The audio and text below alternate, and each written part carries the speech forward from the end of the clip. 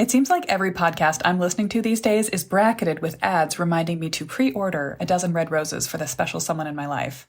And I'm going to talk to you about Valentine's today as well, but in a slightly different way. You see, while I tend to think of every master plan we complete at any time of year as a Valentine to the house it's intended for, there's actually something more significant that you might find valuable to your happiness and your peace of mind in a master plan. I'm bringing it up today because we are just a few days off the 14th, and I don't know of any recipe more powerful for the prevention of partner disagreement in a remodel than the master plan process. Today, I want to talk to you about how just a little bit of forethought and a few simple steps can allow you to avoid one of the most famous, and I'm talking about urban legends, and also I'm looking at you, HGTV, built-in parts of a remodel, which is getting into a big fight with your spouse or partner. We don't have to do that. Hey there. Welcome back to Mid Mod Remodel. This is the show about updating MCM homes, helping you match a mid-century home to your modern life. I'm your host, Della Hansman, architect and mid-century ranch enthusiast, and you're listening to episode 1605. So, before I get into it, I'm just going to say the quiet part right out loud, right up at the top. A master plan is what you need in order to save money, save time, save stress, but all of those things are sources of partner disagreement, and also just to directly save on the sources, the numbers, the quantity, the severity of disagreement you'll have with your partner as you make all the important choices of improving a house. So I encourage you to spend a little time around Valentine's this year making a date with your partner to talk about what you would love to see together improved around your house. And then make a date, an appointment with me to talk about whether a master plan is the right way to make those improvements happen. I'm going to go out on a limb and bet it is.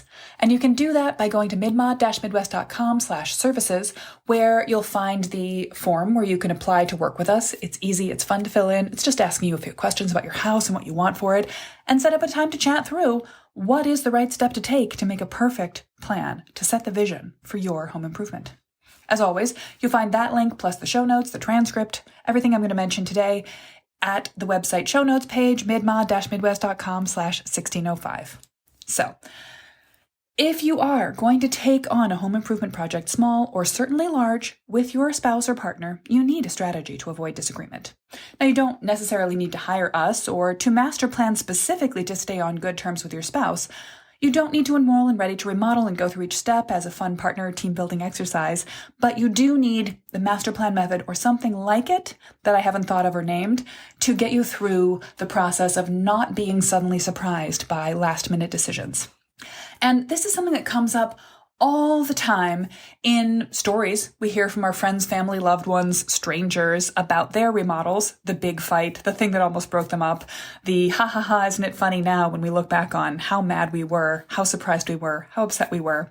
Sometimes people tell you these stories from a genuinely calm, reflective place, and sometimes they tell you these stories with a little bit of an edge. But I actually think it's a false narrative that you must have a big fight with your partner. This is part of the frustration I have with HGTV generally, to get back to our season theme, which is that because it is a show, because it is built in to give you drama, it's just like when you're watching something as generally soothing as Bake Off. There are going to be some moments where it's, one might imagine, built into the script that someone's going to choose something that they know the hosts always disagree with, or there's going to be some sort of personal drama, or they'll bring in a person who's just a little bit of an abrasive personality so that there will be some drama in the show, something to talk about, something to hate, something to love, something to say, oh, I'm not like that. And that kind of conflict, I think, is so easy to show in a couple, in a home improvement show. And even more frustratingly, it's so easy to bake in some really pernicious stereotypes about who can do what and who likes what kind of things, who worries about the money and who thinks about aesthetics. I'm not even going to dignify those things with listing them out loud specifically by gender, but you can imagine how these kind of stereotypes come down. But even though it is common and understandable to have disagreements between partners in a remodel, it's not actually a requirement of the remodeling process. There's no reason why you must do it. And so I'm going to, well, let's put it this way. I'm going to start the episode with an anti-how-to. How to do what you don't want. How to have a big fight with your partner about your remodel, or many fights that blur into each other and become an active frustration and resentment source. Are you ready? It's a good one. The secret to having a whole lot of fights with your partner about your remodel is to put off any places where the two of you don't see perfectly eye to eye until the last possible minute, until the moment when to make a change is expensive, until the moment when you must decide by tomorrow in order to move forward, until the moment when one of you is on the phone with the decision maker and has to say, I say this and I don't know what my partner wants yet, but we have to say yes, so go. That's the place where things are going to go further. So this sort of thing, leaving it till the last night before tomorrow, leaving it to the place where you have to order before the sale goes away, leaving it to, let's just decide that in the next big phase of the remodel when everything is particularly fraught. You've got an excellent chance of you or your partner making a choice that you personally or they will hate when it's too late to change it back or very expensive to do so. And look, even if this doesn't lead to a big fight, it can lead to resentment. I just had a design SOS call with a mid-century homeowner recently who was feeling up against the wall with a bunch of last-minute decisions, and we ended up having a great conversation. I set her mind at ease about some tricky choices, like the right colors and types of metal for bathroom fixtures that were about to be chosen and installed, and how to reconcile her desire for a slightly more vintage mid-century taste with her husband's preference for a more contemporary modernism in a couple of key spots. But she also shared with me just some of the frustrations she was going to have to work on swallowing, last-minute choices made by her husband, or in one case by the contractor without consulting either of them, that led to choices that they collectively don't love but are living with because they didn't want to delay the project any longer, and time was of the essence. Some of those choices she shared are going to simmer in her for quite a while. One point in particular was a mistake in selecting white finished interior window frames instead of their preference, wood stained to match the rest of the house. And this was actually a strong preference by both halves of the couple and a mistake made in the specifying, but by the time they realized what had happened, it would have been expensive to the tune of tens of thousands of dollars and a major delay in the project to make a change. In that case, all I could do for her was sympathize and make suggestions about how to minimize the visual impact. Since they didn't have wood window frames they wanted, I recommend they also choose painted window trim to match the wall and keep all those colors very closely aligned or matching exactly so that the lack of wood at the window frame would blend unobtrusively rather than standing out. Now, that's not exactly a fight between halves of a couple. I don't want to go telling tales out of school on those, but believe me, I've heard a few. And it's just an interesting example, though, of the type of choice that can be made at the last minute because of leaving specifications until the last minute that ends up in a long-term frustration or a disappointment or even just a feeling about something you spent a lot of effort on and a lot of time and money on, and then you didn't love it when it was done. The bottom line there, though, is that whenever you're making decisions under the gun, it's going to be easier to make a wrong choice, and it's going to be easier to feel deeply about the choice you want as opposed to the choice your partner wants without having the time or the resources to find a middle ground. So that's the anti. That's what you don't want to do. How can you avoid this? Well, surprise, surprise, I feel like the master plan method is the perfect antidote to this problem, and that's not an accident.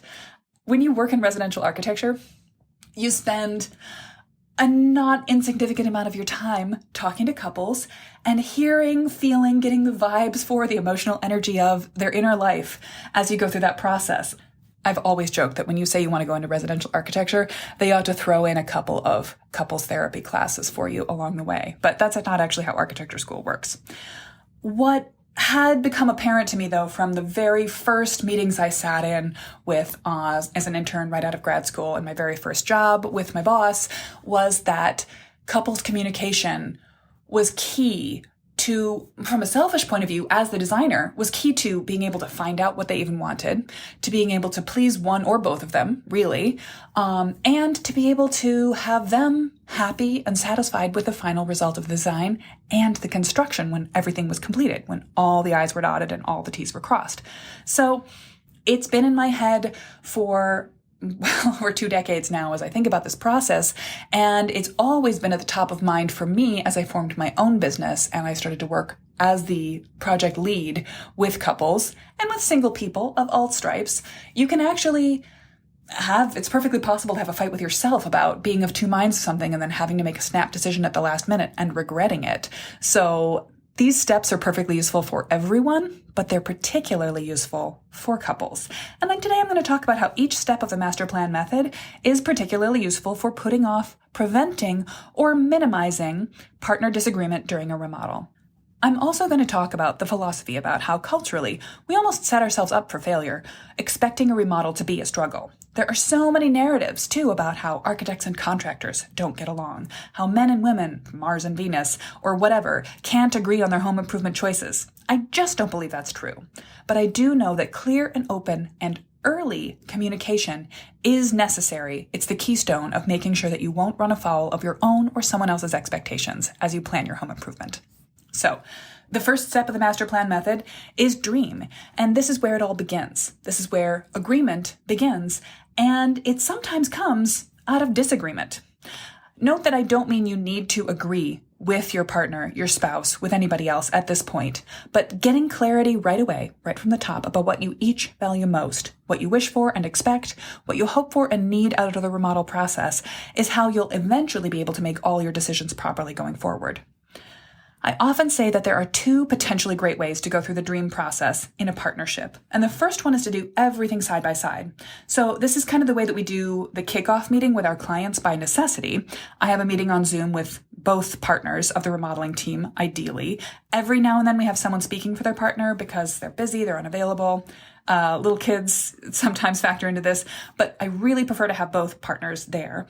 And I'm asking them for their opinions in real time on what's their most important quibble about the space in each given area, in the kitchen, in the bathrooms, in the hallway. What's not working? What is working? What's the most important priority of this space? What's the most urgent priority over the whole project? And then I get the answers from the couple simultaneously or sequentially. I often witness a little bit of live action push-pull, occasionally some surprise or disbelief when someone says something confidently out loud and their partner wasn't expecting it. But we work that out in real time together and we establish what everyone's looking for and whether that's the same thing or two different things so that I can throw both into our design matrix in our heads for me and my team as we go forward into the process. For each of the exercises that are included in the dream phase, where you ask yourself what matters, where you interrogate yourself about what you wish for and love about the house, you think about spaces from your past you want to bring forward. All of these things you can do separately from your partner, or you can do them together. So doing them together, sitting down with a cup of coffee or tea, wine, and walking through these questions, each one in a verbal debate, and then writing down a shared answer, that's one way to do it. The other is to think about it as a 3-step process. You answer these questions on your own time, maybe while you commute to work, and they do it on their own time, making voice memos to themselves while they walk the dog, or making notes before they go to bed at night. And then step 3-step process, you bring your 2 sets of answers together and you compare notes. Please don't send 2 completely unrelated sets of desires to your design team or your contractor without being aware of what each other want. You being aware of your separate and connected priorities is really important to the process of couple agreement. So the point, though, is to get those ideas, whether they're the same or in contrast with each other, out in the open ASAP. It's fine to disagree about what you want and then to continue to not feel the same way about what you want, up to and including the point of including other people in the process. By the time you talk to me at your kickoff meeting, or even by the time you talk to your contractor about pricing alternatives, doing it one way or another, you're not required to be marching in lockstep with each other. In fact, it will do the design and build team in your life a big favor to know that there are still 2 opinions in the air about that part of it. But as a favor to the world and to yourself, in order to get the best results, the less surprise with each other, the less irritation or rancor you can build into that conversation, the better. And to that end, the more you've talked it through up front, when time is not of the essence, the better off you'll be. So that's perhaps the most obvious one. The way to not disagree about the last-minute choices in your remodel is to start your process of discovery and agreement with each other right off the bat.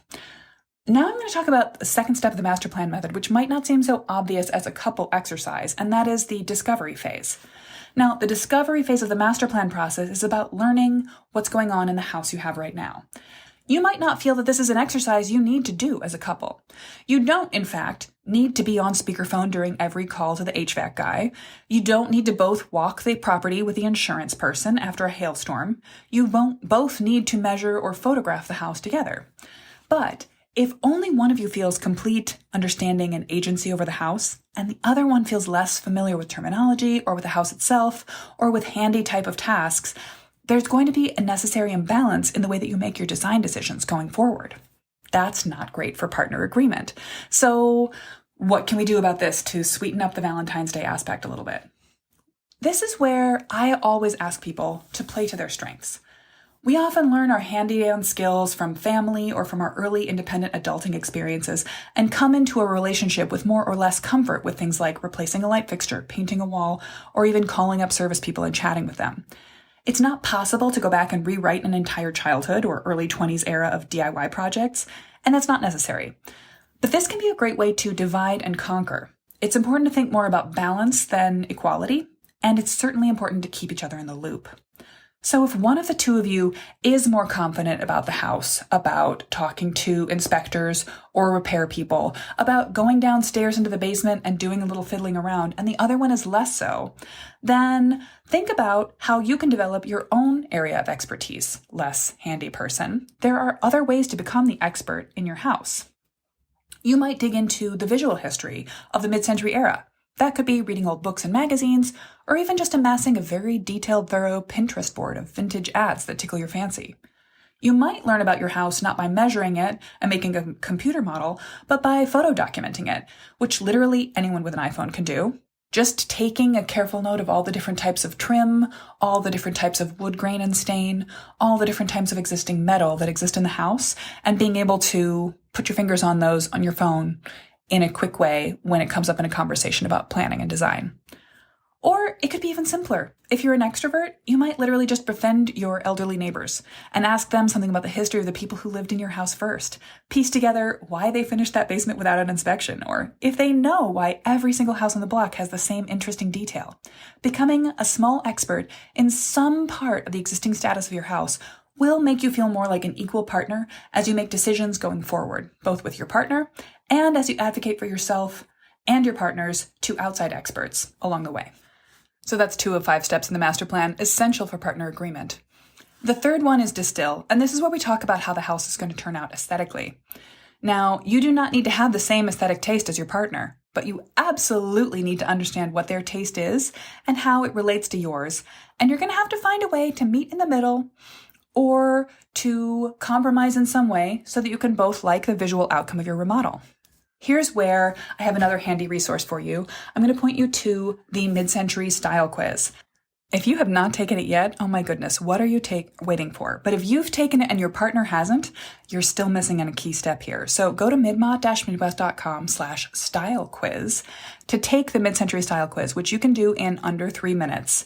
This is not an exercise where you want to do it together. You want to get your results cleanly without their opinion, and you want to get their results on file too. Now, it's a relatively rough approximation of your mid-century style. It only has 3 results.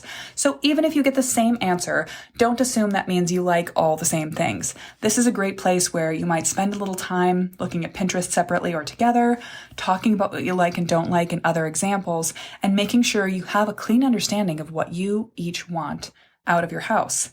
Again, you don't need to be in perfect agreement when you meet with your designer, certainly not when you meet with me, but letting the people in your life know what you both like and what only one of you likes and how the other person feels in contrast is very important to be getting good results out of the process.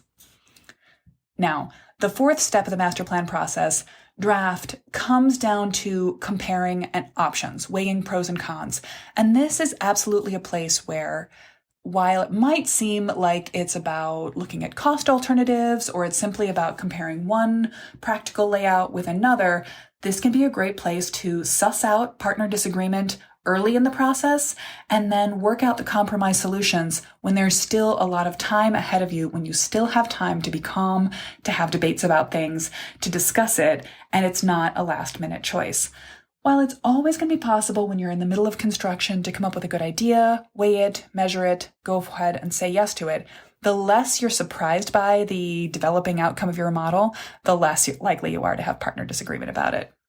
So I want you to make sure that you are on the same page with your partner. And one of the best ways to do that is by sort of testing this versus that in a bunch of different situations. One of the reasons we always prepare 3 options for our clients when we're putting together a master plan for each of the major areas of the house is that we want them to be able to see more than what they had originally imagined. In a lot of cases, our clients come to us with a rough floor plan layout in mind. They'll have a rough pencil sketch of how they think they might like to change the floor plan. And we typically do develop that further and show them, reflect back to them what they've asked us for. But we also want to show them several alternatives, because nothing is going to make you feel more confident about your final choice than knowing you tested it against a couple of alternatives and ruled them out. The last step of the master plan process is to develop your master plan, to put together the floor plans, the visual sketches, the example images from Pinterest, the material samples, all of this in one package that you can easily show to contractors and you can easily get pricing for and keep yourself on track through the whole process. But the act of making that document, the act of putting all of that down on paper, is also a perfect way to finally test that you and your partner both fully understand what's going to happen in the model and agree with it. So this is another last chance before you're standing with a contract to be signed in hand, or before you're standing in the middle of your under construction home realizing you didn't quite understand how that floor plan was going to work and you don't like this. You won't be experiencing that if you've already looked at perspective sketches of how the new space will work, if you've already been able to see sort of beyond some of the unexpected bends in the road. And the more you can remove surprises, the more you can remove potential conflict. So to recap, the ultimate secret for removing and reducing partner disagreement in a remodel is to separate as much as possible the time when you're weighing things, the time when you're noticing that you don't agree about something and working out what you're going to do instead, from the time when you're actively making last-minute decisions. The bigger the gap of time, the less opportunity, the less heat there is under that pot to bring it to a boiling point of stress. I'm going to take this theme of Valentine's Day problem solving right into our 2 micro elements for the end of the episode. By the way, if you're enjoying these, the little pep talk I'm about to give you and the little level 1 quick solution you could take on, I would love for you to let us know. Drop an email, send me a DM. If there's a particular pep talk or a material question or a layout question or a what can I do to solve my problem in my house right now question you'd love answered, let me know. I would love to talk that through with you. Now, meanwhile, here's your little pep talk, your encouragement. I like to use the idea of thinking about spaces deeply, asking yourself questions, imagining what you want from spaces in order to pre-visualize what they might be like, and see what you might like to change, how you might like the best solution for that space. As I've been spending a lot of time talking about kitchens, we just had the kitchen clinic last weekend, and by the way, it was an absolute blast. A couple of dozen mid-century fans there talking about how they wanted to make their kitchens better. I recommended to everybody that was there to think about the idea of setting a scene in a space.